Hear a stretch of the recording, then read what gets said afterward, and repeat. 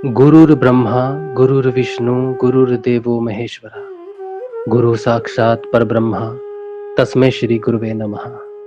तस्मै श्री गुरुवे नमः। तस्मै श्री गुरुवे नमः। बोलो समर्थ सदगुरुदेव संत श्री रामलाल जी सियाग की जय। जय। बोलो शिव अवतारी महायोगी बाबा श्री गंगाई नाथ की जय। जय। बोलो दशम अवतार कल की अवतार की जय। जय। बोलो सनातन धर्म की जय। बोलो पलाना धाम की जय। बोलो जामसर धाम की जय। जय। बोलो काजलवास धाम की जय। जय। जय श्री गुरुदेव, जय श्री दादा गुरुदेव, जय माँ आदिशक्ति जय श्री श्री गुरुदेव। जय श्री गुरुदेव, जय श्री दादा गुरुदेव, जय माँ आदिशक्ति। जय माँ आदिशक्ति। जय श्री राधे। जय श्री। चलिए अब सिद्धयोग का जो सत्संग है जो रोज़ होता है उसकी बात करते हैं। गुरुदेव रामलाल जी सियाग सिद्धयोग की दीक्षा देते हैं। सिद्धयोग में गुरुदेव एक संजीवनी मंत्र की दीक्षा देते हैं। संजीवनी मंत्र जो गुरुदेव देते हैं उसका जाप आपको करना पड़ता है 24 घंटे। 24 घंटे का मतलब है जितना आप जाप कर सको उतना आपको जाप करना है। और 2 समय गुरुदेव जी की तस्वीर का ध्यान करना है। इंटरनेट से आप कोई भी तस्वीर निकाल सकते हो, ले सकते हो। गुरुदेव की और दादा गुरुदेव की तस्वीर निकाल लो। ध्यान आप किसी का भी कर लो। अगर गुरुदेव आते हैं आपको दिखते हैं तो गुरुदेव, नहीं तो दादा गुरुदेव दिखते हैं तो दादा गुरुदेव का भी ध्यान आप कर सकते हो। दोनों में गुरुदेव ने कहा है कोई अंतर नहीं है। तो जो मंत्र है वो संजीवनी मंत्र है, वो आपको त्रिविध तापों से मुक्त करता है। संजीवनी मंत्र का जाप करना होता है। संजीवनी मंत्र का जाप आप जितना हो सके आपको उतना करना है। तो ये जो संजीवनी मंत्र है इससे आदमी को होने वाला कोई भी परेशानी है, कोई मानसिक परेशानी है, आध्यात्मिक प्रॉब्लम है या फिर शरीर की कोई समस्या है, तो सारी समस्याएं ठीक होती हैं। जितनी भी समस्याएं किसी इंसान को हो सकती हैं उनको 3 कैटेगरी में, 3 भागों में विभाजित किया गया है। आदि दैहिक, आदि दैविक और आदि भौतिक।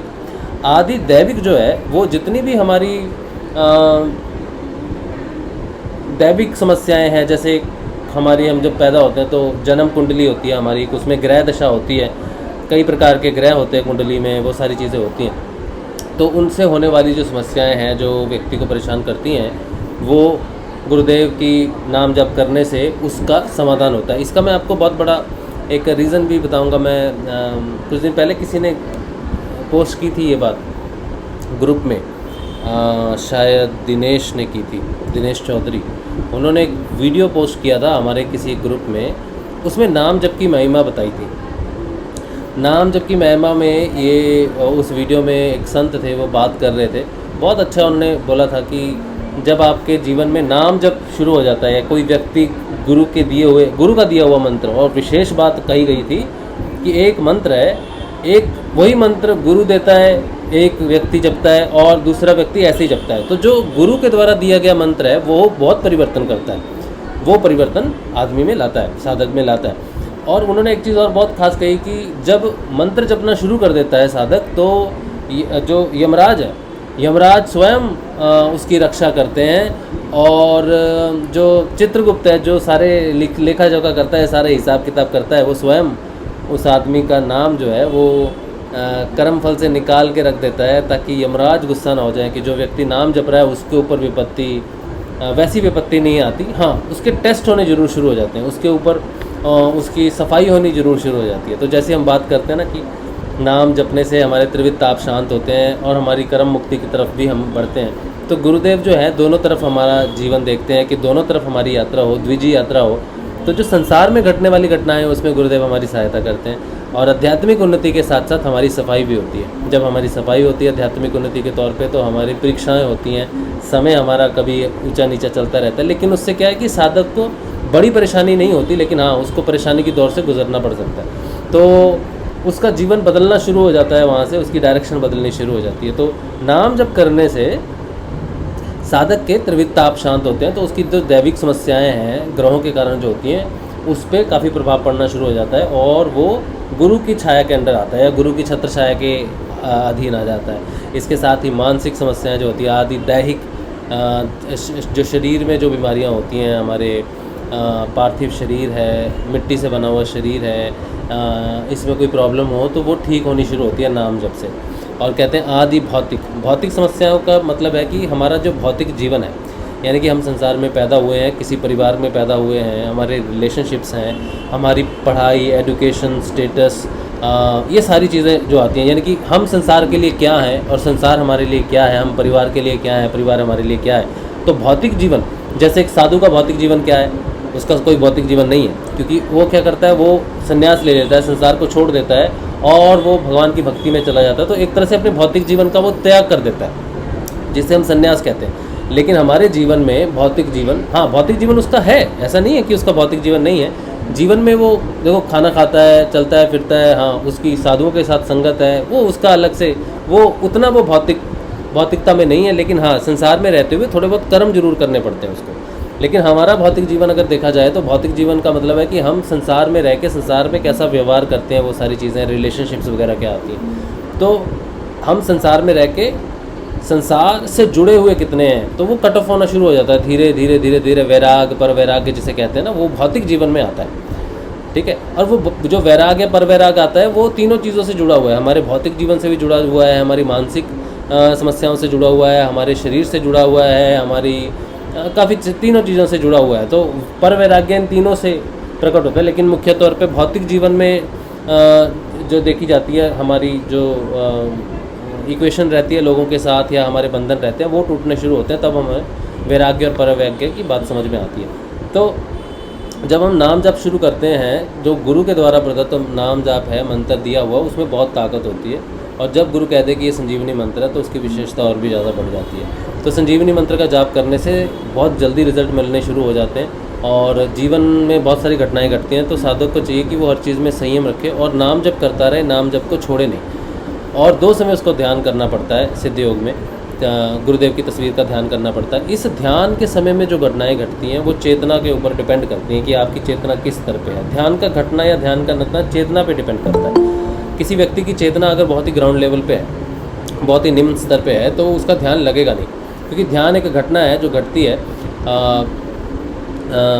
नीचे से जो व्यक्ति है अपनी तरफ से ध्यान नहीं लगा सकता। जब वो चेतना के स्तर उसके बढ़ने शुरू हो जाते हैं, तब वो ऑटोमेटिकली ध्यान में जाना शुरू हो जाता है, मतलब ध्यान घटता है उसका।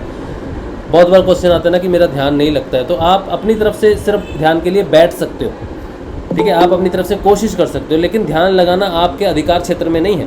तो जब साधक शुरू में कुछ साधक आते हैं, उन्हें कुछ चीज़ें दिखती हैं या दर्शन होते हैं, तो उसको ध्यान नहीं कहते, ठीक है। किसी को कोई दर्शन हो गया, भगवान का दर्शन हो गया कि उसका ध्यान लगा बहुत अच्छा, तो उसको ध्यान, मुख्य रूप से उसको ध्यान नहीं कहते। वो गुरु कृपा से घटा हुआ एक साक्षात्कार है, जो उसकी प्राणिक तपस्या है या फिर उसका कोई कर्म फल है, जिसकी वजह से वो वहीं से शुरू होता है। किसी देवी देवता को उसने किसी तपस्या की होगी, उसके फल स्वरूप उसको सिद्ध योग गुरु की प्राप्ति हुई है, तो हो सकता है उसको शुरुआती तौर पे किसी देवी देवता के दर्शन हो जाए या कुछ बहुत ही अच्छी कोई घटना या दृश्य दिखे, लेकिन वो ध्यान नहीं है, उसे ध्यान नहीं कहते, क्योंकि वो चीज़ उसमें परिवर्तन नहीं करती। परिवर्तन उसमें साधना से आता है, नाम जब से आता है। ध्यान जब घटना शुरू होता है, तब चेतना का स्तर पता चलता है कि चेतना उठ रही है ऊपर, ठीक है। तो ध्यान लगना एक बहुत बड़ी घटना है और उसके लिए बहुत समय लग जाता है। गुरुदेव की वाणी अगर आप ध्यान से सुनोगे तो गुरुदेव 8 अंगों की बात करते हैं कि पतंजलि अष्टांग योग के 8 अंगों में से यम, नियम, आसन, प्राणायाम, प्रत्याहार, ये सारी चीज़ें जो 5 चीज़ें अपने आप सिद्ध होती हैं, ये क्रिया योग में आ जाती हैं एक तरह से। लेकिन धारणा, ध्यान और समाधि सूक्ष्म होंगे। तो धारणा जब तक पक्की नहीं होती गुरुदेव के प्रति, ध्यान लगने का संबंध पैदा नहीं होता। तो ध्यान बहुत ही सूक्ष्म चीज़ है, इसलिए ध्यान के पीछे अपने आप को परेशान नहीं करना चाहिए। ध्यान जब लगता है तो बहुत आसान भी नहीं होता ध्यान को सहना। ध्यान का लगना एक ऐसी स्थिति है जहाँ पर समझो कि इस दुनिया से उस दुनिया में जाना। जब तक ध्यान क्या कहते हैं इसको, क्या कह सकते हैं कि ध्यान की भी मतलब कई स्थितियां हैं। ऐसा नहीं है कि ध्यान एक ही तरह का होता है। ध्यान में बहुत सारी वैरायटीज़ हैं। बहुत, जैसे एक बिल्डिंग है, उसमें 50 मंजिलें हैं, तो हर मंजिल पे अलग दृश्य आपको दिखता है, अलग ऊंचाई आपको दिखती है। इस तरह से ध्यान की भी कई स्तर हैं, वो धीरे धीरे जाता है। और एक जगह पे ऐसा भी स्तर है जहाँ पर जब आपको ध्यान लगेगा तो शरीर को छोड़ जाती है वो चीज़, वो चेतना। जब ध्यान लगता है, आप शरीर में हो और आपका ध्यान लगा हुआ है, हो सकता है आप 4 घंटे ध्यान में चले गए या फिर 2 घंटे चले गए या लंबे ध्यान में चले गए, आपको नहीं पता चला, आप वापिस आए, तो आपको पता नहीं है कि ध्यान में मैं कहाँ गया था, कहाँ नहीं गया था। ये एक स्तर है, ये एक तरफ की बात है कि मेरा ध्यान लगा लेकिन मुझे पता नहीं अब 4 घंटे कैसे निकल गए, 2 घंटे कैसे पता चलेंगे। ये ध्यान का स्तर है नीचे में। अब इसमें कई लेवल हैं या फिर कई प्रकार से समय लग जाता है उस चीज़ में, या फिर अलग अलग अनुभव हो सकते हैं, बदलाव होता है, ज्ञान प्राप्त होता है। ध्यान लगना शुरू हो जाएगा तो आपको ऑटोमेटिकली ज्ञान प्राप्त होना शुरू हो जाता है। लेकिन ये इस स्तर का ध्यान है। अब उस स्तर का ध्यान जो है, यहाँ पर चेतना जो है वो शरीर को छोड़ देती है। शरीर को छोड़ देने का अर्थ है कि कॉन्शियस सिस्टम जब हमारी चेतना ऊपर उठती है, हम सब कॉन्शियस में या डीपर कॉन्शियस में जाते हैं, तो एक तरह से कह लो कि हमारी चेतना शक्ति जो है शरीर के साथ ही रहती है। सोचो मैं ध्यान कर रहा हूँ और मैं गहरे ध्यान में हूँ 4 घंटे तक, तो मैं बैठा रहूँगा, वैसे ही बैठा रहूँगा।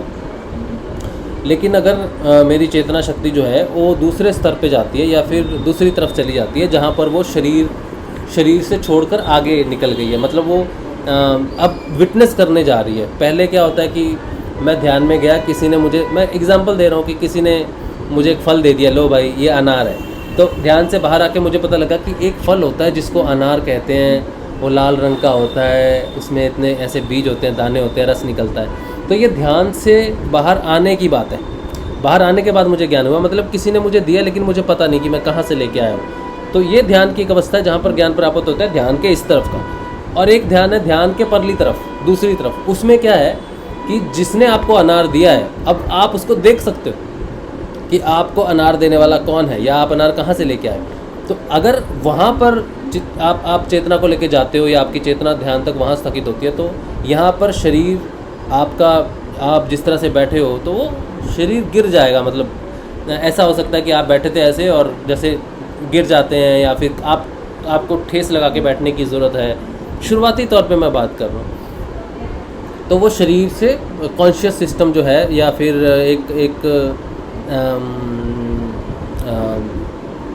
एक जागृति कह सकते हैं कि शरीर के प्रति अवेयरनेस, ध्यान में अगर गहरा ध्यान भी चला जाए तो शरीर की अवेयरनेस रहती है उसमें भी, तो शरीर गिरता नहीं। लेकिन परली तरफ गए तो शरीर गिरेगा, क्योंकि शरीर से, अभी शरीर में प्राण है, शरीर मरा तो नहीं है, लेकिन एक तरह से वो गहरा ध्यान हो गया। जैसे कोई गहरी नींद में चला गया, वो बैठा है, बेचारा गिर गया, उसको पता ही नहीं है, उसको उठा के लिटा दिया, पता ही नहीं है। तो ध्यान भी बिल्कुल, गहरा ध्यान भी बिल्कुल वैसे ही है। उस तरफ चला गया तो फिर उसको पता चलेगा कि वो हाँ चेतना के किस स्तर में है, किस लोक में गया था, या फिर किधर जाके आया है। तो फिर वो लोकों का भ्रमण करना शुरू हो जाता है। अब चेतना जो है, अब कॉन्शियस सिस्टम जो है वो भ्रमण करने शुरू हो जाती है और शरीर वहीं पे रहता है। ये शुरुआती तौर की बात है, परली तरफ की बात है, अगली तरफ की बात है, या फिर दूसरी तरफ की बात है। यहाँ तक जो मैं कह रहा हूँ, ध्यान जब यहाँ पर पहुँच जाए, जब आप जाने लगो, जब आप चेतना के साथ भ्रमण करने लगो या फिर लोगों की यात्रा करने लगो, तब यहाँ तक जो ज्ञान घट रहा है, यहाँ पर गहरा ध्यान शुरू जो होता है, ये फ्रीक्वेंट हो जाता है साधक के जीवन में। जैसे शुरुआती साधक जब ध्यान करता है तो हो सकता है कि उसका कई साल तक ध्यान ही न लगे, उसे पता ही नहीं है ध्यान क्या है, क्योंकि नाम जप कच्चा है। बिना नाम जप के तो कुछ भी नहीं होता।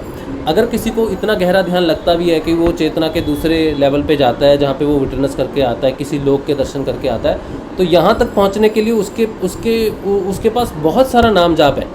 या तो उसको अजपा जाप लगा हुआ है, या फिर वो नाद की सहायता से, नाद ध्यान से, नाद अनुसंधान से पहुँचा है। तो बहुत ज़्यादा नाम जाप, घना नाम जाप बहुत ज़्यादा इकट्ठा है उसके पास, वो ही उस तरफ जा सकता है। साधक पहली बार ध्यान करेगा और किसी लोक में पहुँच जाएगा, ये बहुत रेयर है। ये उनके साथ हो सकता है जो पहले बहुत डेवलप हो चुके हैं। पर साधारण साधक जो हैं, हमारे जैसे साधक हैं, मेरे जैसे जो साधक हो सकते हैं, मैं अपने आप को साधारण कैटेगरी में रखता हूँ। तो हमें समय लगता है बहुत सारी चीज़ें विटनेस करनी पड़ती हैं। तो हमारे ऊपर गुरु कृपा बहुत ज़्यादा है बोल के हमारा ध्यान लगना शुरू हो जाता है, या फिर हमें अनुभव होने शुरू हो जाते हैं। लेकिन जनरली देखा जाए तो ये बहुत ही गंभीर चीज़ है, बहुत ही दूर की चीज़ है जो हमें गुरु कृपा से प्राप्त होती है। तो जब गुरुदेव कहते हैं ध्यान करो, तो गुरुदेव प्रिपेयर करते हैं आपको, गहरे ध्यान के लिए प्रिपेयर करते हैं। क्योंकि जो ध्यान अभी हम ज़्यादातर शिष्य जानते हैं, उसकी गहराई हमने अभी तक देखी नहीं है। ध्यान ज़रूरी क्यों नहीं है, मंत्र ज़्यादा ज़रूरी क्यों है? क्योंकि ये जो ध्यान की बात मैं कर रहा हूँ, घटित होने की बात कर रहा हूँ, ये हम नहीं, इसको हम नहीं ले सकते या हम नहीं कर सकते इस ध्यान को। ये नाम जाप से घटित होता है। मतलब कि मंत्र जो है ये बीज है और ध्यान फल है। तो अगर हम बैठे तो फल तो हमारी इच्छा से नहीं प्रकट हो जाएगा, आसमान से नहीं गिर जाएगा, हमें डायरेक्ट फल नहीं प्राप्त हो सकता।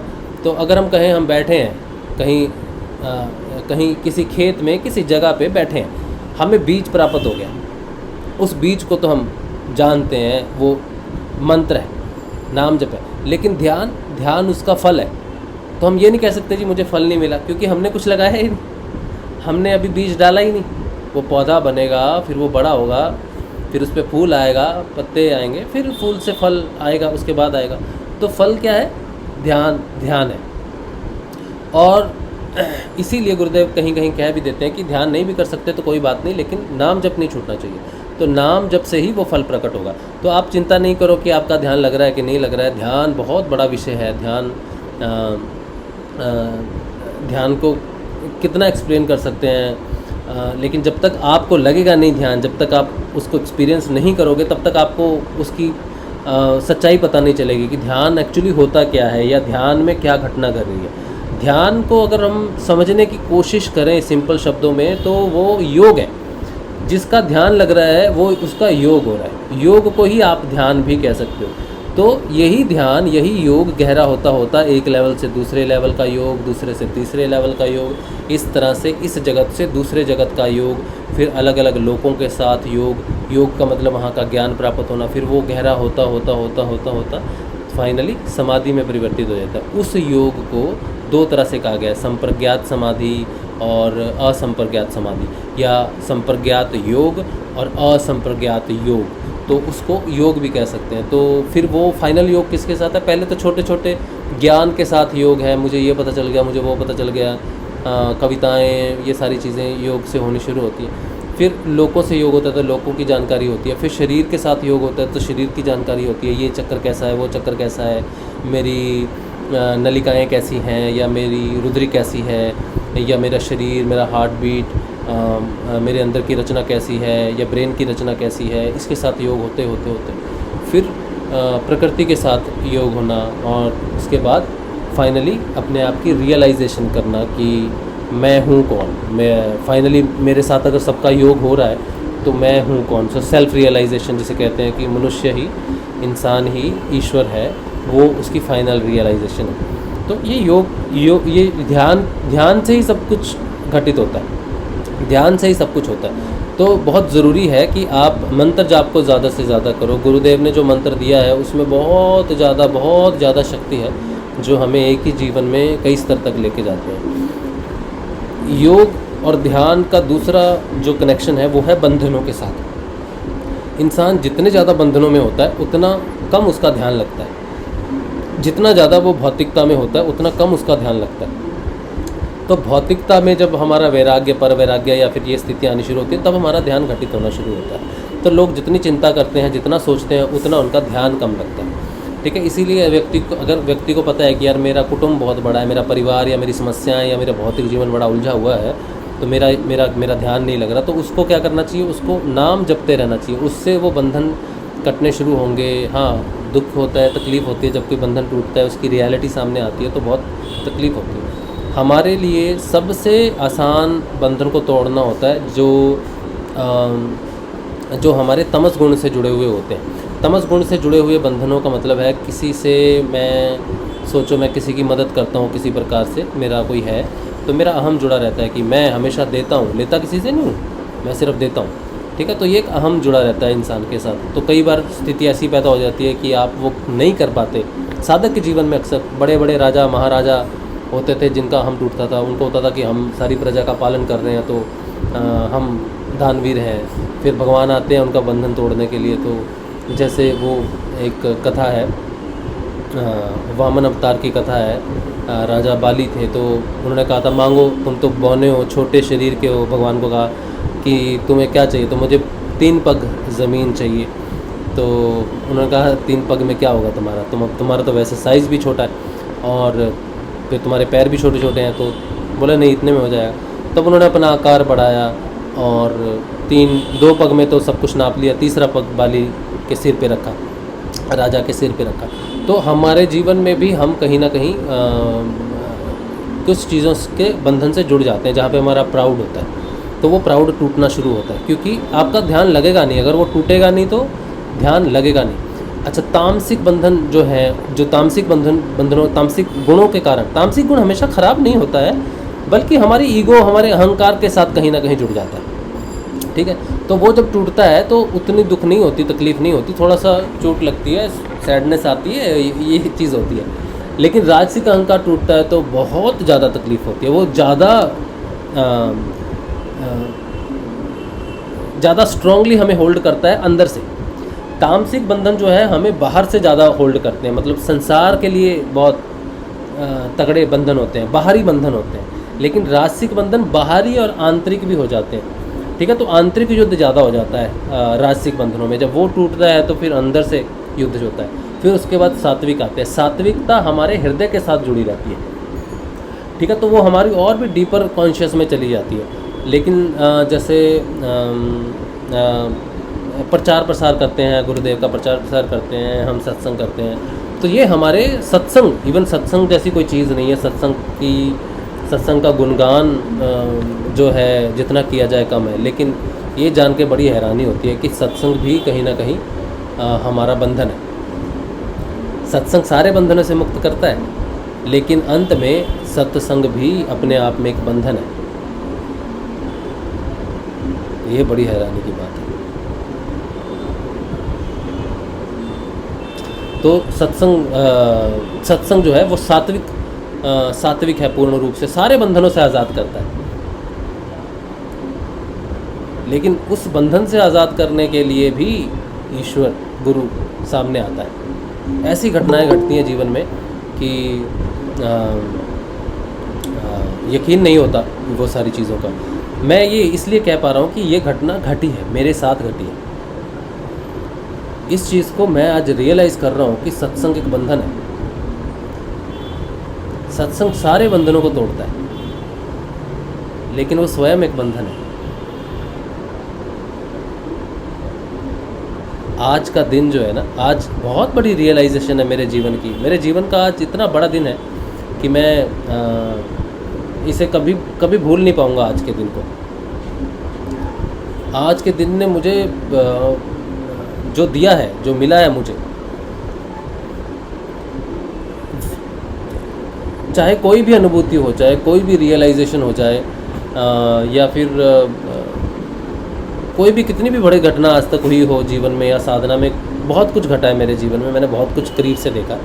लेकिन आज का दिन 29 मई 2022 ये सबसे बड़ा दिन है साधना में। आज जहाँ मैं खड़ा हूँ, मेरे लिए इससे बड़ा दिन नहीं हो सकता। आज तक का सबसे ऊंचा पग है ये, क्योंकि आज मैं बात कर रहा हूँ सत्संग की, और सत्संग भी एक बंधन है इस बात की, जो मैं नहीं जानता था, जो कहीं भी नहीं मिलता देखने में, किसी किताब में नहीं मिलता, किसी सत्संग में सुनने को नहीं मिलता। जब लोग सत्संग में जाते हैं तो सत्संग की महिमा होती है सिर्फ। लेकिन आज मैं सत्संग करते हुए ये जान रहा हूँ कि सत्संग भी बंधन है, और ये सत्संग भी कहीं ना कहीं ईगो को जन्म देता है।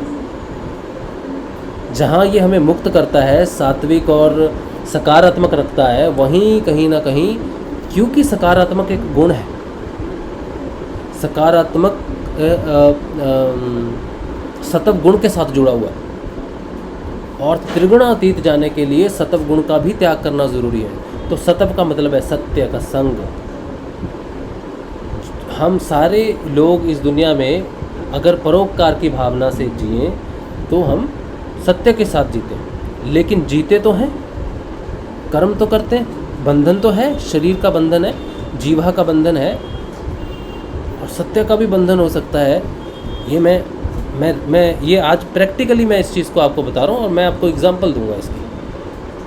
आप मेरी बात सुनोगे, आप फील करोगे। कैसे फील करोगे? ये तो मुझे नहीं पता, लेकिन मैं जो बोल रहा हूँ ये मेरे जीवन की साधना की घटना है। आज का जीवन मेरे लिए, आज का दिन जो है मेरे लिए विशेष क्यों है और आज मैं ये सब क्यों बोल रहा हूँ? क्योंकि 18 तारीख को, आज से 11 दिन पहले 18 तारीख को जिस चैनल पे सत्संग शुरू हुआ था वो आज फाइनली टर्मिनेट हो गया है। Our journey with Shri Gurudev, वो चैनल आज टर्मिनेट हो गया है, वो सत्संग आज टर्मिनेट हो गया है। जो सत्संग हमने किया था आज वो ख़त्म हो गया, उसका रिकॉर्ड नहीं है।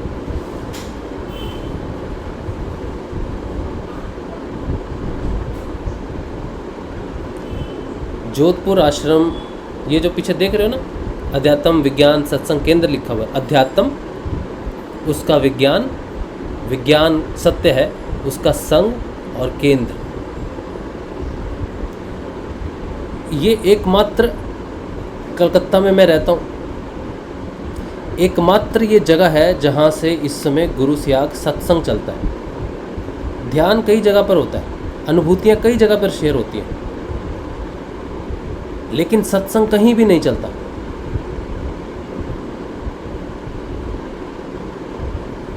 सत्संग एक ही जगह चलता था और उसी सत्संग को दूसरा सत्संग केंद्र बंद करवाता है। इसका कारण क्या है? पहले तो मैंने ये सोचा कि ये सारी कारस्तानी जो है जोधपुर आश्रम की तरफ से, या जोधपुर ने किया ये सारा कुछ। अब मैं समझ रहा हूँ कि वो तो निमित्त मात्र ही रह गए, करने कराने वाले तो ये दोनों हैं। चैनल बंद करवाने वाले गुरुदेव और दादा गुरुदेव है। अब मेरे को बहुत अच्छी तरह से समझ में आ रहा है, क्योंकि मैं जुड़ गया उसके साथ, मैं अटैच हो गया उसके साथ, प्राणिक बंधन जोड़ लिया मैंने सत्संग के साथ, मानसिक बंधन जोड़ लिया। चैनल का बंद होना मुझे आज आप अगर आज का रिकॉर्डिंग देखो ना, यूट्यूब पे मिलेगा, गूगल मीट पे तो नहीं मिलेगा। यूट्यूब, गूगल मीट जो लाइव देख रहे हैं, आपको लाइव वालों को पता चलेगा, जो रिकॉर्डिंग देख रहे होंगे तो यही सेशन 29 मई 2022 का आप यूट्यूब पे जाके देखना, मेरा व्यवहार देखना। जब हमने शुरू किया था, आज का मेडिटेशन शुरू किया था, तो मेरा व्यवहार देखना बाकी सेशन से। आपको मैं कटा हुआ लगूंगा, मतलब कट ऑफ, मतलब कटा हुआ लगूंगा, मतलब डिस चल रहा है, ऑन है। अच्छा, तो मैं कह रहा था कि आप उसकी रिकॉर्डिंग जब देखोगे ना, तो आप मेरा व्यवहार देखोगे ना उसमें, तो आपको लगेगा कि ये बंदा क्या हो गया इसको, नॉर्मल नहीं दिखूंगा, क्योंकि मैं पूरी तरह से टूटा हुआ था उस समय।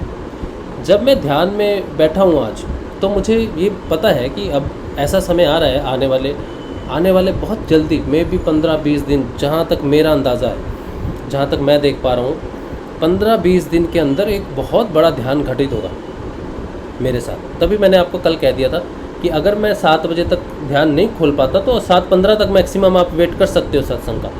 अगर 7:15 तक भी मैं नहीं आता तो फिर आप समझना कि सत्संग नहीं होगा, मेरा ध्यान लगा हुआ है, मैं तोड़ना नहीं चाहता उसको। उसकी शुरुआत आज हो गई है।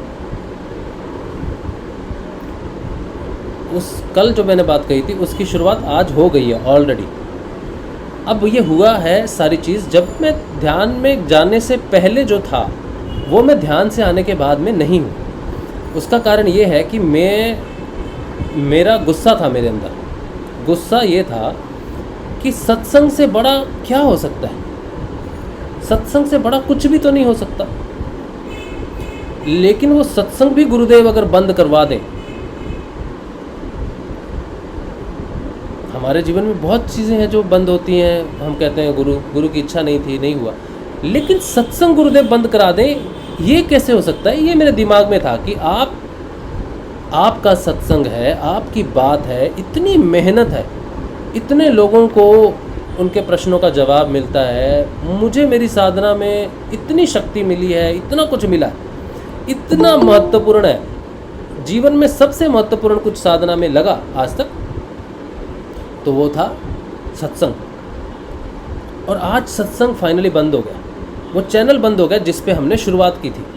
अब मैंने उसका डाटा निकाल लिया, वो सारी अलग बातें, वो सारी अलग बातें, लेकिन मूल बात है कि वो चैनल बंद हो गया, वो सत्संग खत्म हो गया। ये क्या कारण था इसका? ध्यान में जब बैठा हूँ तो मैंने फील किया डिस्कनेक्टेड। ध्यान में जाने से पहले मैंने डिस्कनेक्टेड शुरू किया कि जो भी मैंने आज तक सत्संग किया वो आज मिट्टी में मिल गया, या फिर वो पानी में बह गया, या फिर आकाश में उड़ गया, अग्नि में जल गया, बस खत्म हो गया, 5 तत्वों में विलीन हो गया, वो नहीं रहा। और इस बात का मुझे इतना दुख था, मैं आपको बताऊं कि मैंने यही सोचा कि जब सत्संग खत्म ही हो जाएगा तो जो पीछे झंडा लगा है, सत्संग केंद्र है, इस झंडे की कोई मर्यादा बची नहीं मेरे लिए, इसका अधिकार बचा नहीं कुछ मेरे लिए, इसका बंधन बचा नहीं कोई मेरे लिए।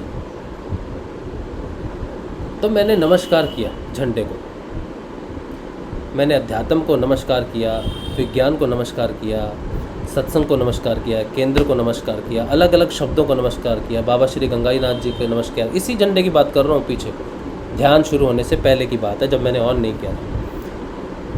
और मैंने यही सोचा कि मैं शायद इस झंडे का हक खो चुका हूँ। अभी मेरा नाद बहुत तेज हो गया अचानक, ये वाला अब चला गया।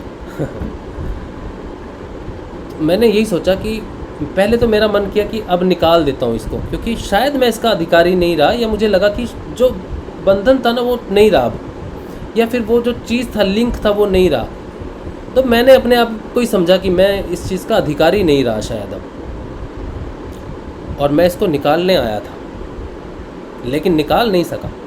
उल्टा मैंने क्या किया, नमस्कार किया, एक एक शब्द को मैंने नमस्कार किया, लेकिन मैं डिटैच हो गया, ये मुझे पता था। फिर गुरुदेव की तस्वीर की तरफ मैंने देखा, मैंने कहा इस तस्वीर का भी शायद मैं हकदार नहीं रहा, क्योंकि जब सत्संग का चैनल ही बंद हो गया, आपकी तस्वीर कॉपीराइटेड है, आपकी तस्वीर फ्री नहीं है गुरुदेव, आपने कह दिया मेरी आवाज़ चलेगी, लेकिन आपकी तस्वीर पे भी कॉपीराइट है। ये जो तस्वीर है ना पीछे, 96 की तस्वीर है गुरुदेव की, और एक एल्बम है, जिस साल में गुरुदेव ने फ़ोटो खिंचवाई है उस साल के आधार पे गुरुदेव की फ़ोटो पे कॉपीराइट है। फिर गुरुदेव ने कहा मेरी आवाज़ चली गई आकाश में, इसे कोई रोक नहीं सकता। गुरुदेव का संजीवनी मंत्र भी कॉपीराइट है, कॉपीराइटेड है। सिर्फ ये झंडा कॉपीराइट है नहीं, ये मुझे नहीं पता। तब मेरे मन में आज चैनल बंद होने के साथ एक डिटैचमेंट था, सत्संग से डिटैचमेंट था। लेकिन जब मैं ध्यान में गया हूँ तो जो बात मैंने शुरू में कही ना कि एक ध्यान इस तरफ का है, एक ध्यान उस तरफ का है, शरीर को छोड़ने वाला, ये सत्संग का जो अटैचमेंट है ना, ये भौतिक है, लेकिन इसका फल भौतिक नहीं है। जैसे बीज तो लगाया, लेकिन उसका फल ध्यान है, वैसे ही सत्संग बीज है, लेकिन उसका फल मुक्ति है, बंधन नहीं है। सत्संग कभी बंधन नहीं हो सकता,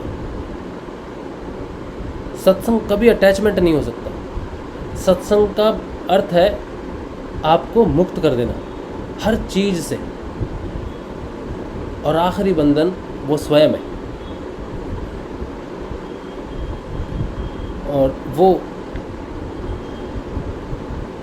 बंधन भी टूट जाता है कि मेरा नहीं है सत्संग, या मैंने कुछ नहीं किया, या फिर एसोसिएटेड नहीं हूँ मैं।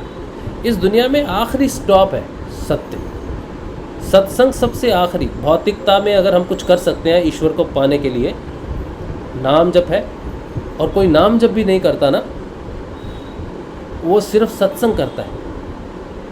सबसे ऊंची सीढ़ी भौतिकता में ईश्वर को पाने के लिए सत्संग है, लेकिन भौतिक सीढ़ी है।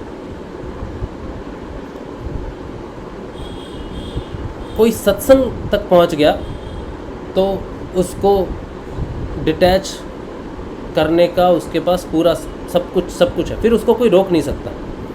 जिसके जीवन में सत्संग घटित हो गया वो मुक्त होगा ही होगा। पहले सांसारिक तत्वों से मुक्त होगा। जब हम छत पे चढ़ते हैं ना तो सीढ़ी से चढ़ते हैं, लेकिन जब छत पर चढ़ जाते हैं तब उसे सीढ़ी की ज़रूरत नहीं पड़ती।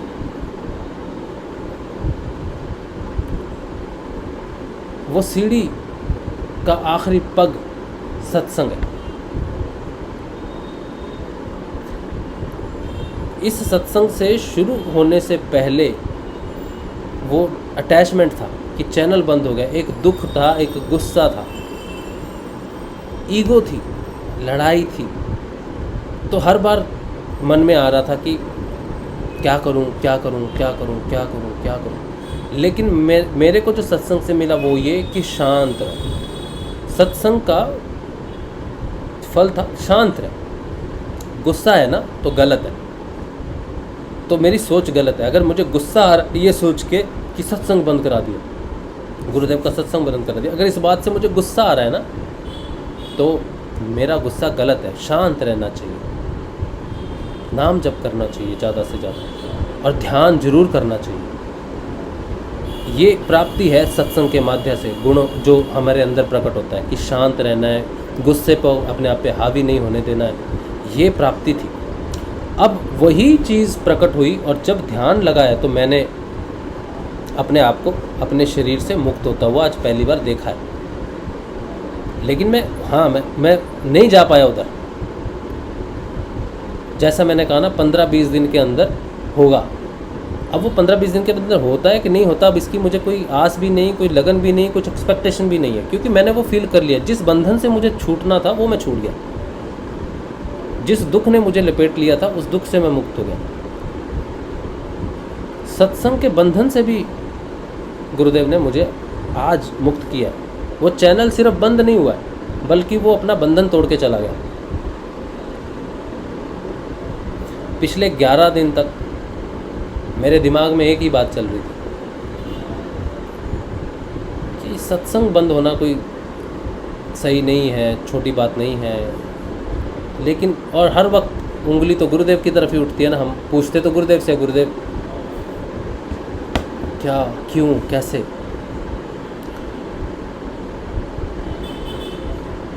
लेकिन ये सत्य है। इसीलिए मैंने कहा कि आज जिसके जीवन में ये घटना घट जाए कि सत्संग से आगे का कदम जीवन में उठ जाए। सत्संग कभी छूटेगा नहीं, जब तक जीवन है तब तक सत्संग होता रहेगा। लेकिन अब निष्काम हो जाएगा, अब वो बंधन नहीं रहेगा। निष्काम कर्म तो मैंने सुना था बहुत बार, लेकिन निष्काम सत्संग मैंने अपने जीवन में आज साक्षात्कार किया। आज के सत्संग से मुझे कोई अभिलाषा नहीं है, कोई एक्सपेक्टेशन नहीं है, कोई उम्मीद नहीं है। ये किसको क्या देता है, कहाँ जाता है, क्या इस सत्संग की गति होती है, इसका क्या पॉजिटिव या क्या नेगेटिव रिजल्ट आता है, इसके रिजल्ट की मुझे आज चिंता नहीं है। आज ये सत्संग निष्काम है मेरे लिए। कौन क्या करता है, क्या सोचता है, कैसे चीज़ को टैकल करता है या नहीं करता है, किसकी मदद होती है, किसको सत्संग उठाता है, किसको नहीं उठाता है, इसकी कोई चिंता नहीं रही है। पहले हमेशा चिंता रहती थी कि सत्संग में अच्छा हो, सबका भला हो, सब कुछ हो। अब फ़र्क नहीं पड़ता उस चीज़ से। सत्संग जिसका भला करेगा वो कर ही देगा। मेरे सोचने से नहीं फ़र्क पड़ता, मेरे करने से भी फ़र्क नहीं पड़ता। सत्संग,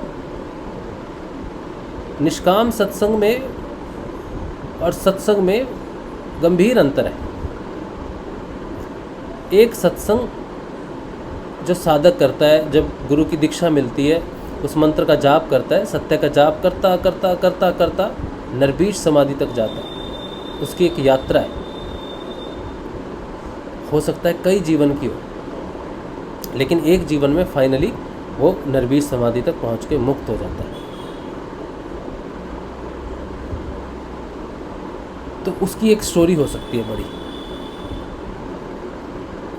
एक है निष्काम हो जाना, वो पॉइंट वो है राजा जनक और अष्टावक्र के बीच का, जहाँ पर राजा जनक का समर्पण अतुलनीय है। उसको सिर्फ अपने गुरु के प्रति सरेंडर करने से ही मोक्ष मिल गया, निष्काम हो गया। और राजा किसी भी चीज़ की उसको एक्सपेक्टेशन नहीं रही। उसने कितने दान, कितने धर्म किए। आपको पता है राजा जनक इतने महान, इतने बड़े ज्ञानी थे।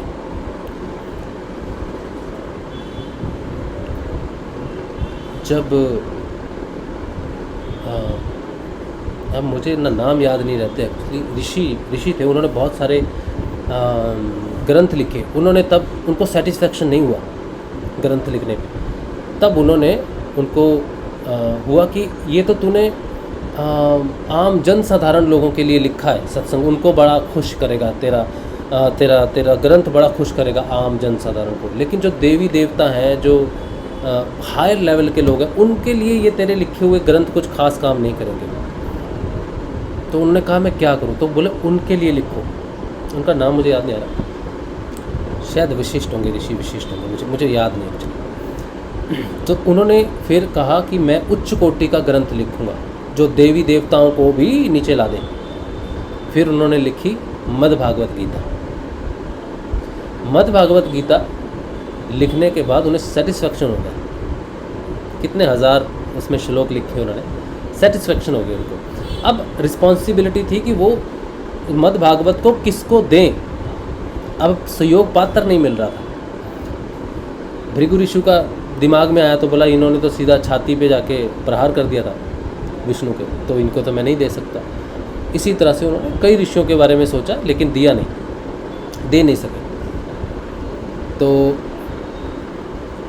उनको फिर मिला नहीं कोई। उनको फिर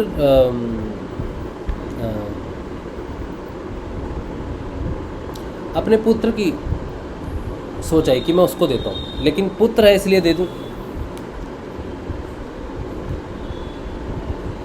सुखदेव जी, पुत्र है इसलिए दे दूँ, नहीं दिया। अब मुझे नाम गड़बड़ हो जाए तो मुझे माफ़ कर देना।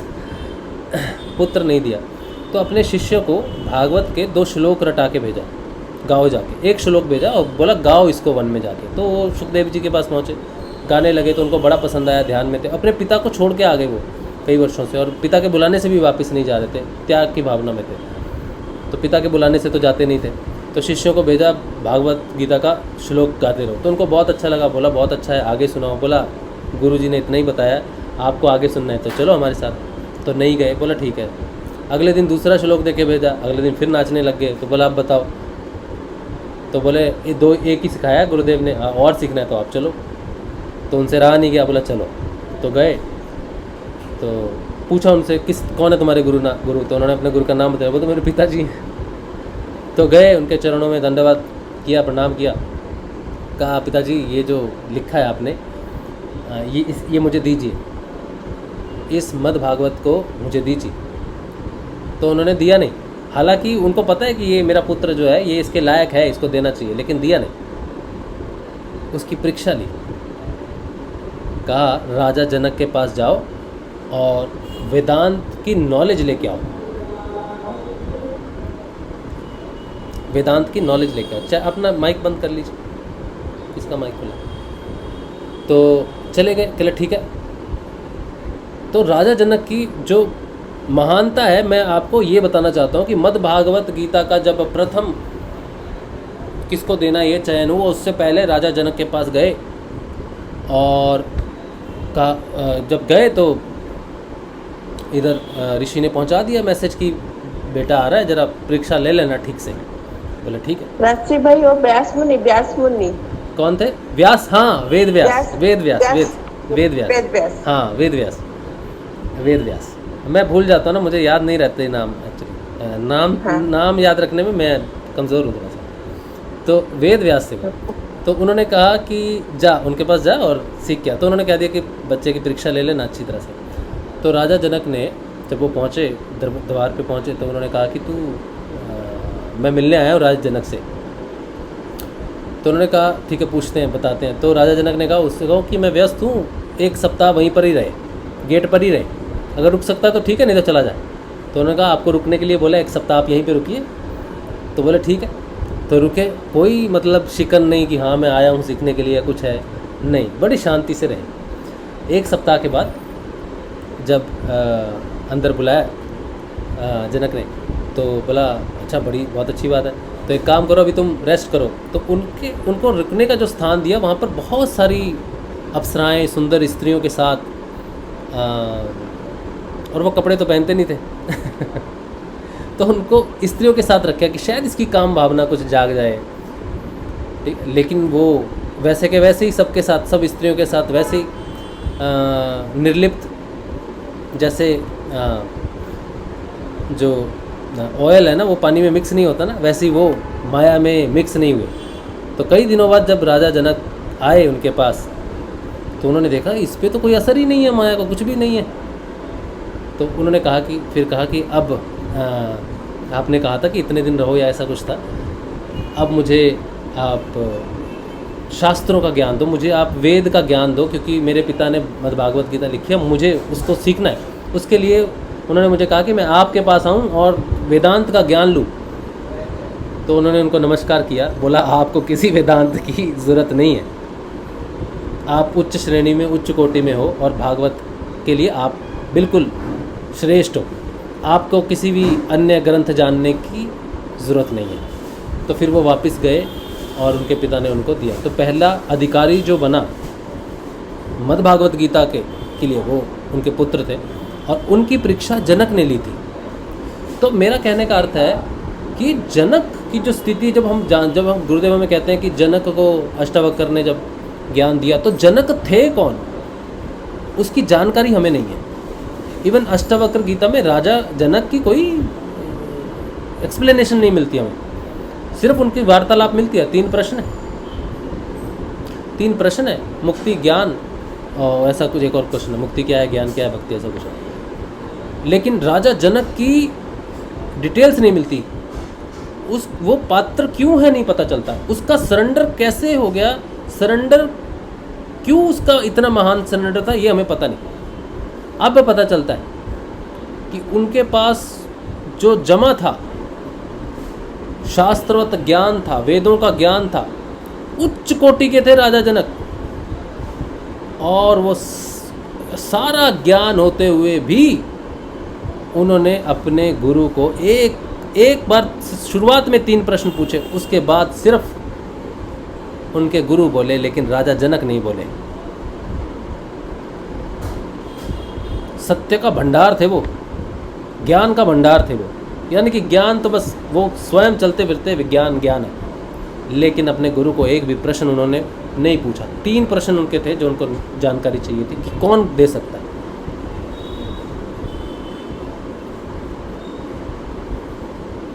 तो जो सत्संग है इसमें ज्ञान है, पीछे देखो, अध्यात्म, विज्ञान, सत्संग के अंदर। तो सत्संग उस अध्यात्म के विज्ञान का नाम है, और राजा जनक के पास वो अध्यात्म का विज्ञान भरा पड़ा था, यानी कि राजा जनक चलते फिरते सत्संग है। राजा जनक के कोई समीप भी आ जाए तो सत्संग हो गया, राजा जनक की छाया भी किसी पे पड़ जाए तो वो सत्संग का अधिकारी हो गया, इतने महान थे। लेकिन वो भी त्याग दिया उन्होंने, सारा कुछ त्याग के अपने गुरु के चरणों में बैठे, यानी कि इससे बड़ा त्याग क्या हो सकता है। पूरा अध्यात्म का त्याग उन्होंने कर दिया अपने गुरु पे, और उनके गुरु भी कैसे, 8 जगह से टेढ़े और बालक 8 जगह से टेढ़े और बालक। लेकिन उस महान संत की बात देखो, राजा जनक को मैं कह रहा हूँ, उन्होंने ये नहीं देखा कि ये दिखता कैसा है, उन्होंने ये देखा कि ये जानता क्या है, ये बोलता क्या है। कौन बोल रहा है नहीं, क्या बोल रहा है। उन्होंने उस चीज़ को महानता दी, उस अपना सर्वस्व त्याग दिया। जिसके पास स्वयं इतने बड़े संत आते हैं जो ज्ञान लेने आते हैं, और वो खुद जाते हैं ज्ञान मुक्ति की तलाश, मुक्ति का प्रश्न पूछते हैं। तो मेरा कहने का मतलब ये है कि आज का जो दिन है मेरे जीवन में, वो त्याग को दर्शाता है। मैं त्याग नहीं किया अभी तक, मैं अपनी बात नहीं कर रहा, लेकिन ये साधना में ये जो दिन है ये हमें त्याग सिखा रहा है कि हमारी अटैचमेंट किससे हो जाती है, या हम वो जान ही नहीं सकते। जब तक वो टूटता नहीं तब तक हमें पता नहीं चलता कि ये टूट सकता है। जब तक हमारा अहंकार टूटता नहीं हमें पता नहीं चलता कि टूट सकता है। ईर्ष्या टूटती नहीं, पता नहीं चलता कि ईर्ष्या टूट भी सकती है। एक व्यक्ति दुनिया का सबसे अमीर व्यक्ति है, वो तब तक अमीर है जब तक दूसरा उससे अमीर नहीं बनता, तब वो नहीं रहा सबसे अमीर। तो जब तक गुरु की कृपा ना हो तब तक हमें नहीं पता चलता कि बंधन है क्या। तोड़ना तो बहुत दूर की बात है, हमारी क्षमता ही नहीं है तोड़ने की पहले तो, और तोड़ने की बात तो सेकेंडरी है, पहली तो जानना है कि तोड़ना है क्या। कोई अगर कह देता कि राशिव तो सत्संग छोड़, तो मैं कभी नहीं छोड़ पाता। छोड़ने का सवाल ही पैदा नहीं होता। मैं उससे पूछता एक रीज़न बता छोड़ने का, वो कहता बंधन है, मैं नहीं छोड़ पाता। जैसे आज मैं आपको कह रहा हूँ, बंधन सत्संग को छोड़ने की बात नहीं है कि सत्संग को छोड़ दिया, बात है कि सत्संग स्वयं एक बंधन है, उसको समझने की बात हुई बस आज। चैनल गुरुदेव ने जब बंद करवा दिया, जिसका इतना महत्वपूर्ण योगदान हमारी साधना में रहा है, जिसमें बदलाव ही बदलाव है, जिसमें सकारात्मकता ही सकारात्मकता है, कहीं भी कोई नकारात्मकता नहीं है। लोग कुछ भी कहते हैं, लेकिन मैं जानता हूँ, आप जानते हैं जो जुड़े हुए हैं, आपके अंदर जो बदलाव। मैंने कुछ दिन पहले क्वेश्चन पूछा था ग्रुप में, एक रीज़न बताओ कि आप सपोर्ट करते हो सत्संग को, एक रीज़न। तो कुछ लोगों ने भेजे। तो ये सत्संग यानी कि इसने बदलाव किया है लोगों को। मेरे साथ तो किया, मैं तो हूँ, लेकिन आपके साथ भी किया। लेकिन उसके बाद भी मैंने प्रश्न पूछा कि गुरुदेव जब है सबके पास रीज़न है एटलीस्ट एक, फिर भी क्यों बंद करवाया आपने? कोई तो रीज़न होगा, आप बिना वजह तो कोई कार्य करेंगे नहीं। और आप हैं, ऐसा फील हो रहा है कि चैनल बंद हो गया तो गुरुदेव का चैनल बंद हो गया, गुरुदेव का सत्संग बंद हो गया, यानी कि गुरुदेव की चलती नहीं। मेरे मन में यही प्रश्न आ रहा था बार बार कि अगर दादा गुरुदेव आपकी भी नहीं चलती, गुरुदेव की भी नहीं चलती, अगर सत्संग आपका ही सत्संग बंद हो जाए तो आपका अधिकार नहीं। लेकिन ऐसा हो नहीं सकता, क्योंकि सत्संग मैंने किए हैं और मैं जानता हूँ कि मैं बोला नहीं, बोले तो आप, फिर बंद क्यों हुआ? ये बहुत बड़ी कन्फ्यूज़न हो गई थी। 11 दिन लगातार, आज का फाइनल दिन, जिस दिन फाइनली वो, मैंने 2 बार कॉपीराइट के अगेंस्ट फाइल किया, दोनों बार रिजेक्ट हो गया, हाँ बंद हो गया। आज वो चैनल फाइनली टर्मिनेट हुआ है। आज वो बंधन भी मेरे सामने आ गया कि निष्काम सत्संग कर।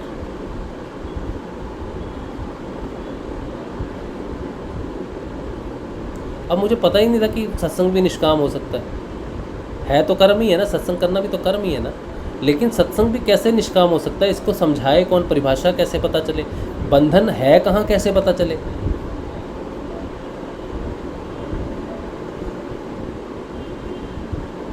तो ये जो घटना इस समय घट रही है, ये बड़ी गंभीर घटना है। गुरुदेव की फ़ोटो को भी कॉपीराइट हो जाना, गुरुदेव की आवाज़ भी कॉपीराइट है, नहीं तो संजीवनी मंत्र कॉपीराइट कैसे हुआ? गुरुदेव ने कहा ना, लिख के बता दो, तुम बता दो। तो ये गुरुदेव ने हायर लेवल की बात कही है, बहुत हायर लेवल की बात है। गुरुदेव ने कहा कि तुम बता दो, तुम्हारी आवाज़ तो कॉपीराइट नहीं कर सकते ना। तो गुरुदेव को पता था कि मेरी आवाज़ भी कॉपीराइट हो जाएगी, मेरी फ़ोटो भी कॉपीराइट हो जाएगी। ये दूरदर्शिता गुरुदेव की, गुरुदेव ये सब जानते थे। हमें बहुत सारे बंधन हैं, सूक्ष्म भी हैं, और हम हर बार अपने गुरुदेव की तरफ ही देखेंगे कि गुरुदेव ऐसा क्यों हुआ, और गुरुदेव हर बात का जवाब देते हैं, लेकिन शिष्य को सिर्फ संयम रखने की ज़रूरत है, संयम रखने की ज़रूरत है। तो आपके पास वो शक्ति है। अब गुरुदेव बाहर रहे नहीं, कॉपीराइट बाहर की चीज़ों में हो सकता है, लेकिन सारी दुनिया पे तो कॉपीराइट नहीं हो सकता। मेरे पे तो नहीं कॉपीराइट हो सकता, आप सब पे तो कॉपीराइट नहीं कर सकता कोई, आपकी आवाज़ पे तो कॉपीराइट नहीं कर सकता कोई। इसलिए गुरुदेव ने कहा मैंने छोड़ दिया आकाश में, आप बता दो, आप खुद बता दो, जो नहीं आए ना उनको बता दो जाके। ये गुरुदेव की दूरदर्शिता, और गुरुदेव भविष्य जान गए थे। कोई बड़ी बात नहीं है कॉपीराइट हो गया, कोई बड़ी बात नहीं, फोटो कॉपीराइट हो गई।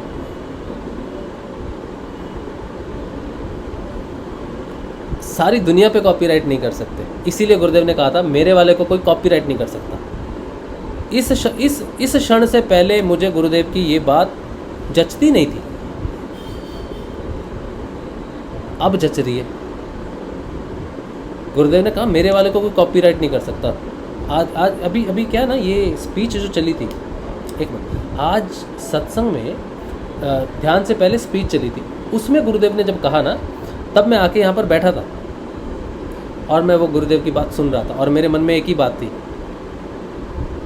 कि गुरुदेव ये तो बात बनी नहीं। मैं सुनाता हूँ आपको। हो गया साल 2, समझे।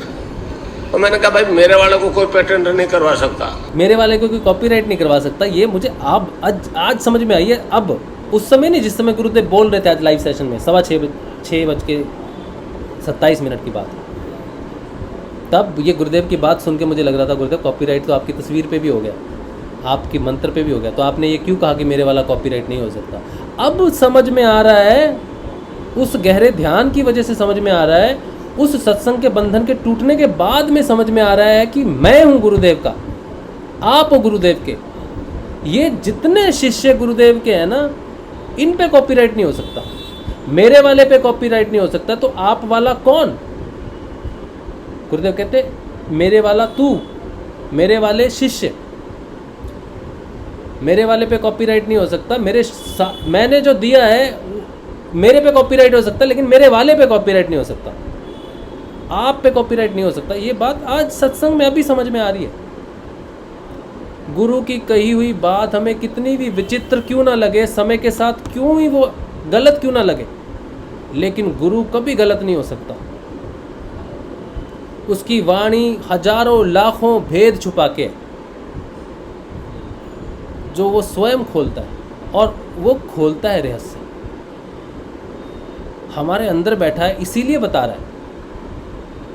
यही वो वाणी है जो हमने पहले सुनी, समझ में नहीं आई, यही वो वाणी है जो आज हमें समझ में आ रही है कि इसका लेवल कितना आगे तक है। हम सिर्फ फोटो और आवाज़ और संजीवनी मंत्र को लेके कह रहे हैं कि कॉपीराइट हो गया, लेकिन नहीं। आप जितने लोग बैठे हो ना, कितने लोग बैठे हो इस समय देखो, और जितने लोग बाद में देखोगे, 30 लोग तो आप हो, बाद में कम से कम 100 लोग तो इसको देखेंगे, और है तो लाखों लोगों के, लेकिन आप 100 लोग सुन रहे हो ना, तो आपके सामने तो रहस्य प्रकट हो गया ना कि आप पे कॉपीराइट नहीं हो सकता, क्योंकि आपकी इंपॉर्टेंस नहीं है उनके लिए। हाँ, एक क्या कर लेगा, दो क्या कर लेगा, नहीं, अगर उनके होता कि नहीं तो आपको भी कॉपीराइट कर देते वो। लेकिन हम महत्वपूर्ण नहीं है, यही हमारी स्ट्रेंथ है। हम बहुत ज़्यादा हैं, यही हमारी स्ट्रेंथ है। एक जगह पे गुरुदेव की किताब है बाइबल की भविष्यवाणी, उस जगह पे एक आता है, एक संदर्भ आता है, हमारे बारे में आता है, मेरे बारे में आता है, आप सबके बारे में आता है। वो कहते हैं कि वो व्यक्ति जो उठेगा, पूर्व से उठेगा और पूरे दुनिया पे छा जाएगा, जो परिवर्तन लाएगा, उसके शिष्य, उसको फॉलो करने वाले छोटी छोटी संख्या में छोटे छोटे लोग होंगे, छोटे छोटे, हम साधारण, वो फैलाएंगे। उसमें मेंशन्ड है, हमारे बारे में भविष्यवाणी है उसमें, वो फैलाएंगे, वो फैलेंगे। तो गुरुदेव के फैलने की बात नहीं है, गुरुदेव के शिष्यों की फैलने की बात कही गई है। उनके शिष्य साधारण छोटे छोटे ग्रुप में छोटे छोटे लोग होंगे जो फैल जाएंगे, हमारे बारे में है, हमारी महत्ता के बारे में है, लेकिन हम अमहत्वपूर्ण हैं। कॉपीराइट वालों के लिए महत्वपूर्ण नहीं है, लेकिन इस संसार के परिवर्तन के लिए हम महत्वपूर्ण है। गुरुदेव का मिशन मुझ में जिंदा है, गुरुदेव का मंत्र मुझ में जिंदा है, गुरुदेव की तस्वीर मुझ में जिंदा है, आप में जिंदा है। आपको कोई कॉपीराइट नहीं कर सकता, इसलिए गुरुदेव का मिशन कभी भी कॉपीराइट नहीं हो सकता। ये रहस्य आज इस सत्संग में क्यों खुल रहा है? क्योंकि बताने वाला, बोलने वाला भी ईश्वर है, गुरु है, शिष्य के माध्यम से बोलता है। आज तक जितने सत्संग हुए वो बोला है, आज भी बता रहा है। आज जब मेरी मैं रो पड़ता आज शायद जयकारा लगाते समय, आप रिवाइंड करके देखना आज का। मैं हमेशा कहता हूँ ना भाई 15 मिनट का ध्यान करो, 15 मिनट जिसका ध्यान लगे। आज मैंने वो बात नहीं बोली, चलो भाई मिलकर जयकारा लगाते हैं, आज मैंने वो भी लाइन नहीं बोली, क्योंकि मुझे रोना आ रहा था।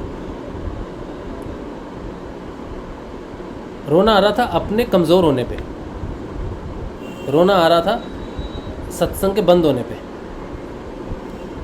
रोना आ रहा था कि मैं अनधिकारी हूँ, मैं शायद मैं आपका सिर्फ शिष्य हूँ लेकिन पुत्र नहीं हूँ शायद। इस बात में मुझे रोना आ रहा था। इसीलिए मैं कह रहा हूँ आप शुरू में जरूर देखना मेरा बिहेवियर। मैं टूटा हुआ हूँ यहाँ पे पूरा, अब नहीं हूँ।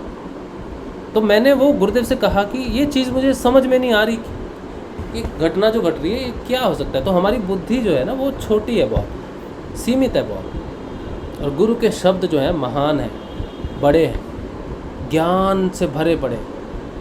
इसीलिए आज यही शिक्षा मिलती है कि आप जितने भी लोग आज सत्संग में जुड़े हो, आपके जीवन में कितना भी गंभीर से गंभीर समय क्यों ना आ जाए, कितनी भी बड़ी समस्या जीवन में क्यों ना आ जाए, गुरु की बातें समझ में ना आए, झूठी लगे या कुछ भी लगे, कोई कुछ भी कहे कि तुम्हारे गुरुदेव ने ये कहा, ये नहीं हुआ, इसकी बीमारी ठीक नहीं हुई, कुछ भी कहे दुनिया, सारी दुनिया गलत हो सकती है, सारा संसार गलत हो सकता है, लेकिन हमारे गुरुदेव रामलाल जी सियाग कभी गलत नहीं हो सकते।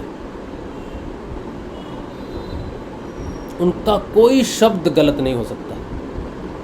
ये बात आज अपने दिल में, दिमाग में चाबी लगा दो, बंद कर दो और चाबी फेंक दो।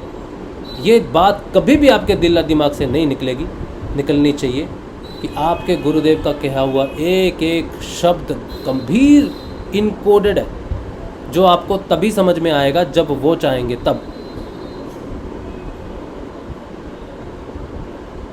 गुरुदेव सच में हमें मुक्त करने आए हैं, हर चीज़ से मुक्त करने आए हैं। गुरुदेव ने कहा मैं तुम्हें रोग मुक्त नहीं, जीवन मुक्त करने आया हूँ। तो जीवन में जो भी हम बोल सकते हैं, सुन सकते हैं, सत्संग हम सुन सकते हैं, बोल सकते हैं, श्रवण कर सकते हैं, देख सकते हैं, तो ये हमारी इंद्रियां हैं। तो सत्संग हमारी इंद्रियों के माध्यम से अंदर जा रहे हैं। तो इंद्रियां तो नश्वर हैं, इंद्रियों से ग्रहण की हुई चीज़ भी नश्वर है। जो अनश्वर है वो है गुरु, गुरु की वाणी। इसीलिए ध्यान हमारे लगाने का विषय नहीं है, क्योंकि ध्यान हम अपने शरीर से, मन से लगाने की कोशिश करते हैं। मन क्षय हो जाता है, प्राण विलय हो जाते हैं, शरीर नष्ट हो जाता है। इन तीन चीज़ों पे हमारा अधिकार है। इसीलिए ध्यान इन तीनों का विषय है ही नहीं। ध्यान तो सूक्ष्म विषय है। आज वो बात भी समझ में आती है कि गुरुदेव ने क्यों कहा कि धारणा, ध्यान और समाधि सूक्ष्म है। वो अपने आप घटित होता है। आपके पास इस भौतिकता में एक ही रामबाण है, वो है गुरु मंत्र। बस सत्संग सुनो, ये सब सुनो, ये आपको निकालेंगे भौतिकता से। लेकिन जब आप गहरे ध्यान में जाओगे, जब वो घटित होगा, ईश्वर स्वयं घटित होगा, सूक्ष्म रूप से घटित होगा, तब आपके पास कोई बंधन नहीं होना चाहिए पीछे। हर बंधन से मुक्त होना चाहिए। और एक साधक के जीवन में सबसे बड़ा बंधन उसका सत्संग ही हो सकता है। इसीलिए कबीर जी कहते हैं, जाप मरे ऐ जपा मरे, अनहद भी मर जाए, राम सदा ही ना मरे, कहत कबीर बताए। ये जो सत्संग है ना, ये अनहद है,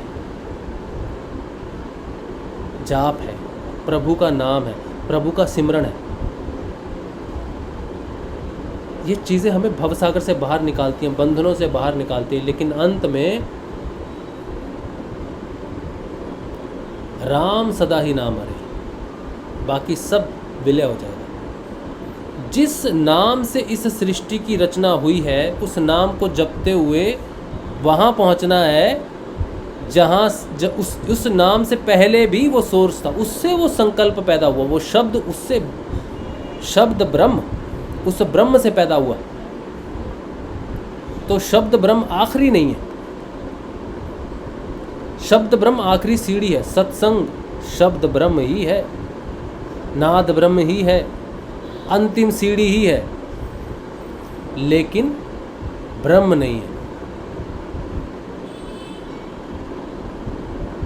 तो सत्संग का चैनल का बंद होना हमें बहुत बड़ी शिक्षा देता है कि ये ब्रह्म नहीं है, ब्रह्म तक पहुंचने का रास्ता है।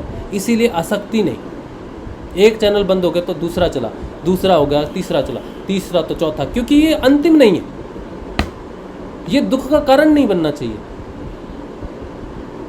ये तो सीढ़ी है, किसी ने एक सीढ़ी हटा भी दी तो दूसरी सीढ़ी का यूज़ कर, वो तो तेरे अंदर है। सत्संग तो तेरे अंदर है, शब्द ब्रह्म तो तेरे अंदर है, मैं तो तेरे अंदर हूँ, वार्ता करने वाला तेरे अंदर है, वक्ता तेरे अंदर है, श्रोता तेरे अंदर है। बाहर से जो बंद हो गया उसकी चिंता की। तो शब्द ब्रह्म की चिंता मत कर, ब्रह्म तक पहुंचना है तो शब्द ब्रह्म भी छूट सकता है, छूटता है, नहीं तो फिर फाइनल योग कैसे होगा। ये कोई छोटी रियलाइजेशन या छोटी बात नहीं है। हालांकि इसको जितनी करीब से मैं फील कर रहा हूँ, आप कितनी करीब से फील कर सकते हो ये मैं नहीं जानता, लेकिन आप सब इस सत्संग का हिस्सा रहे हो। अगर आपके दिल में जरा सी भी वो चीज़ उठी होगी कि हमारा चैनल बंद हो रहा है, तो आज आप ये सत्संग सारा समझ सकते हो। अगर उस चैनल से लगाव नहीं था, सत्संग से लगाव नहीं था और कोई दुख नहीं, तो शायद आज का सत्संग समझ में नहीं आएगा। लेकिन अगर ये सत्संग आपका डेली का था, आप इसे डेली सुनते थे और मेरे साथ 2 साल से रोज़ बैठते थे, हाँ एक तो छूट जाए, 10-15 भी छूट जाए कोई बात नहीं, लेकिन हाँ इसके बिना रह नहीं सकते, चाहिए, खोज रहे, आज हुआ कि नहीं हुआ। यही होता था कि हमें बड़ा अजीब लगता था जिस दिन हमारा अपनी तरफ से भी छूट जाता था ना, एक अलग सी बेचैनी रहती थी। हाँ, तो आप बहुत सारे लोग जो रेगुलर जुड़े हुए थे, और आपने जो मैसेज डाला था ना, हाँ, कि यहाँ हो, हमें क्या लोभ है, हाँ, हमें यहाँ सत्यता मिलती है, ज्ञान मिलता है, आगे साधना में आगे बढ़ने की सीढ़ियाँ पता चलती है हमें, हाँ, इसलिए हम जुड़ते हैं। हमें आपसे कोई लोभ, कोई मोह नहीं है ना, आपको हमसे है। हाँ, मैं वही कह रहा हूँ कि अगर आपके लिए सत्संग जो सोर्स है, एक गुरु भाई है नमन, वो लाइव तो नहीं देखते, रिकॉर्डेड देखते। अभी वो उनका मैसेज आया, राजशिव भाई 8 दिन से बंद है, क्या हो गया आपको। वो तो सोच रहे पता नहीं राजशिव को कुछ हो गया। एक बेंगलोर से है, मैं उन्हें जानता भी नहीं हूँ, नाम भी नहीं जानता। उनका मैसेज आया कि आपका सत्संग नहीं हो रहा है 6-8 दिन से, क्या हो गया। फिर एक दो मैसेज आए, सत्संग नहीं हो रहा, क्या हो गया।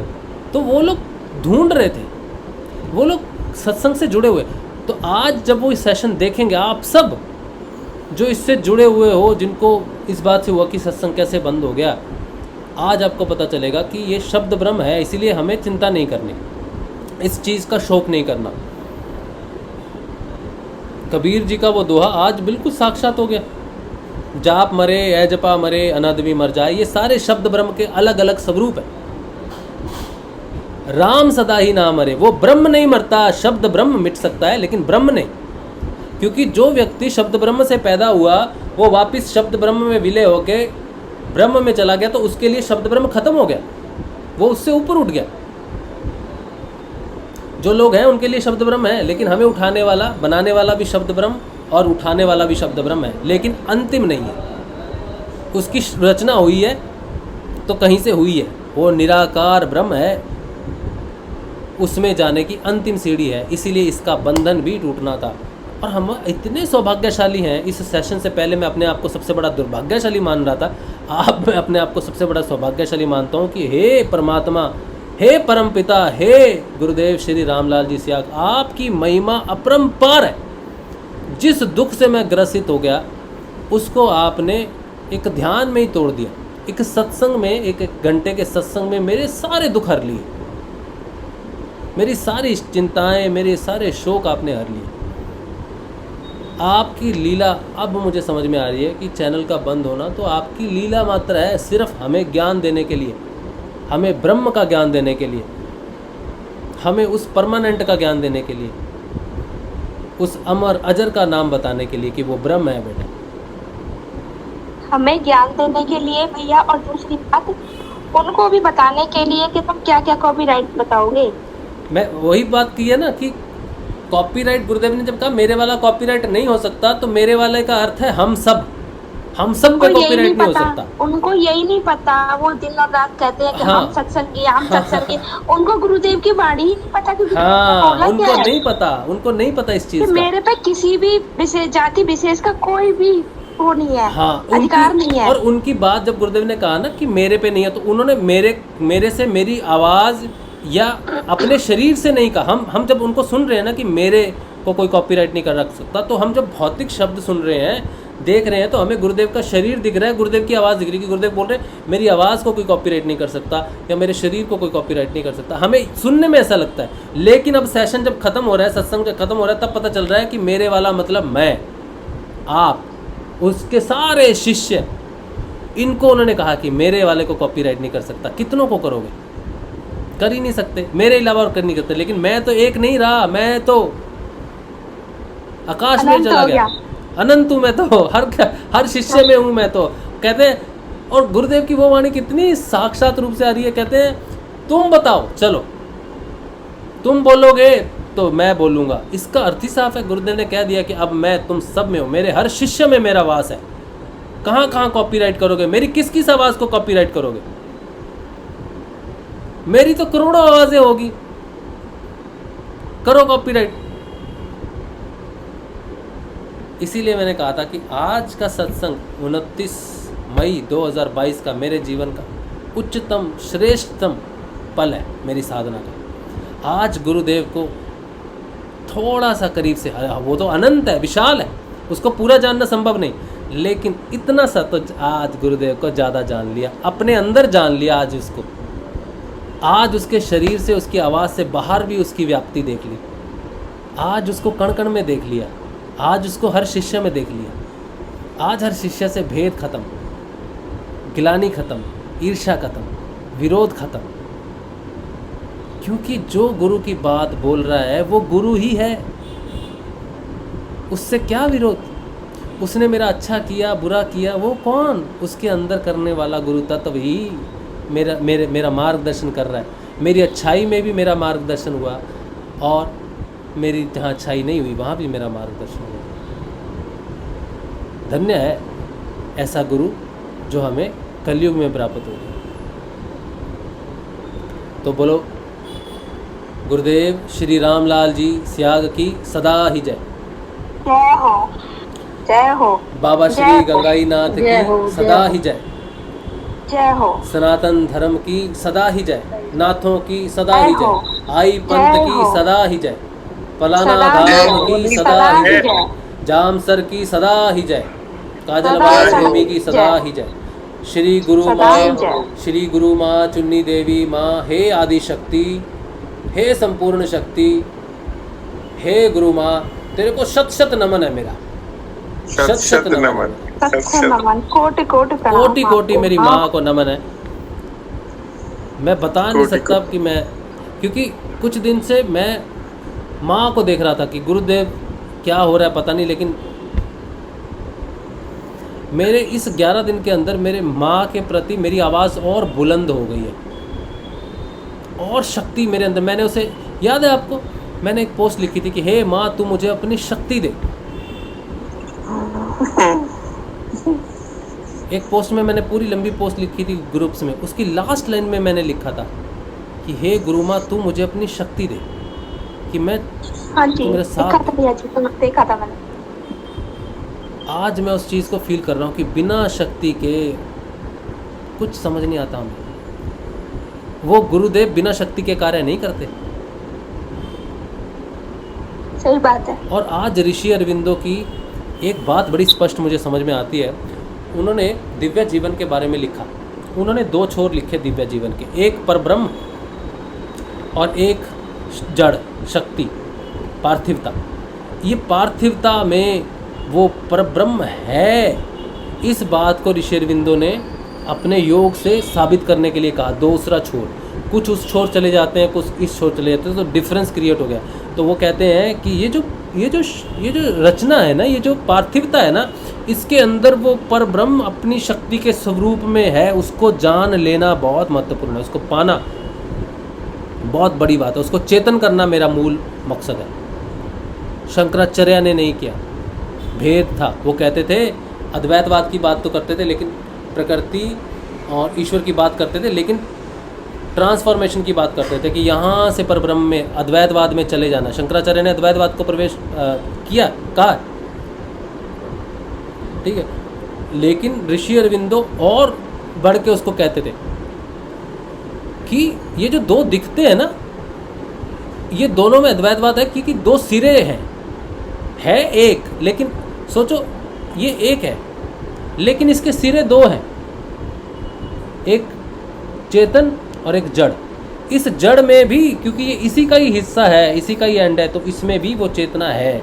इसको जागृत करने का कोई तो तरीका होता, जड़त्व को चेतन करने का कोई तो तरीका होगा। सिर्फ यहाँ से ट्रांसफॉर्मेशन होकर एकत्व को जान लेना नहीं, बल्कि इसको चेतन करने का तो कोई तरीका होगा।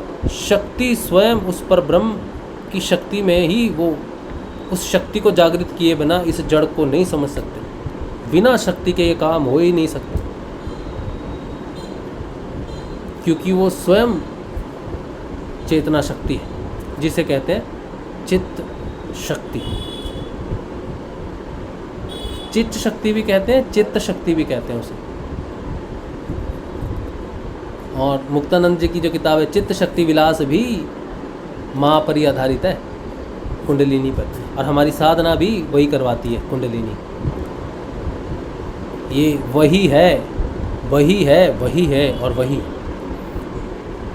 सबसे सूक्ष्म, क्योंकि सबसे सूक्ष्म इसलिए है, अंतिम सूक्ष्म शक्ति ही है, चेतन नहीं। क्योंकि चेतन हो जाना तो लक्ष्य है, इसीलिए उसका ध्यान नहीं हो सकता, वो सूक्ष्म नहीं हो सकता। सबसे सूक्ष्म शक्ति है, अंतिम सूक्ष्मता शक्ति है। उसके बाद जागृति पूर्ण परब्रह्म है। परब्रह्म को हम सूक्ष्म नहीं मान सकते, क्योंकि उसका ध्यान नहीं कर सकते, क्योंकि वो स्वयं किसका ध्यान, वो दृष्टा है, उसको देखने की दूसरी आँख नहीं हो सकती, क्योंकि दृष्टा सबको देखता है, उसको कोई नहीं देख सकता। इसीलिए दृष्टा को हम सूक्ष्म नहीं मान सकते। अगर हम दृष्टा को सूक्ष्म मानेंगे तो मतलब हम उसे किसी प्रकार से देख रहे हैं, लेकिन दृष्टा तो मैं खुद हूँ। तो मैं जो सबसे सूक्ष्म देख रहा हूँ वो शक्ति है। तो जो चेतन है वो ध्यान करता करता वो स्वयं ध्यान कर रहा है। तो ध्यान किसका विषय है? उस परब्रह्म का ही विषय है, और वो अंतिम विषय उसका अपने आप तक पहुँचने का है, शक्ति। लास्ट ध्यान उसका स्वयं का ध्यान शक्ति है। उसके बाद वो स्वयं है, उसके पास कुछ नहीं रहा ध्यान करने के लिए। इसीलिए शक्ति के बिना परब्रह्म तक चेतनता पूरी आ नहीं सकती। इसीलिए गुरु माई की जय। चलिए आज का सेशन इतना ही रखते हैं, काफ़ी समय हो गया आज, लेकिन उम्मीद है, ढोल भी बज रहे हैं अब तो उम्मीद है कि